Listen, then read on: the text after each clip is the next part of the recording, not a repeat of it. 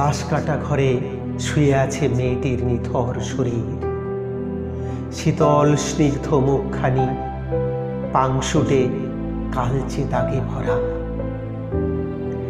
এতদিন সারা রাত জেগে জীবনকে বাজি রেখে যাদের দেয়নি যেতে লাশ কাটা ঘরে, তাদেরই কেউ একজন হিংস্র নেকড়ের দাঁত নিয়ে এসে অজস্র কামড়ের প্রতিদান শেষে নিয়ে গেছে তারে লাশ কাটা ঘরে।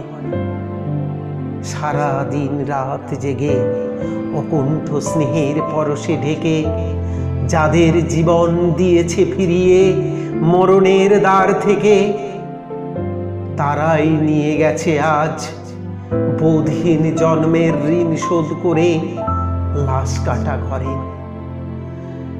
মানুষের মৃত্যুকে এতকাল আগলে রেখেছিল যে দুটি হাত দিয়ে, সেই হাত দুটি শুয়ে আছে আজ কফিনে বন্দি মৃতদেহে। মেয়েটি মরেনি, মরেছি আমরা তিলে তিলে, যারা সব এতকাল ধরে পেয়েছি শুশ্রূষা সকল ব্যথা বেদনা অশ্রু নীরে। জীবনের জ্বালা সব মুছে গেছে ধীরে ধীরে, তবুও পশুর রক্তে জিঘাংসা জাগ্রত আমাদের শরীরে।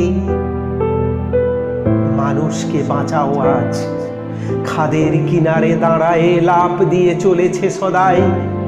সম্ভোগ ইচ্ছার অর্থ পিপাসা প্রবল বেগে মৃত্যুর দিকে তাকে টেনে নিয়ে যায়।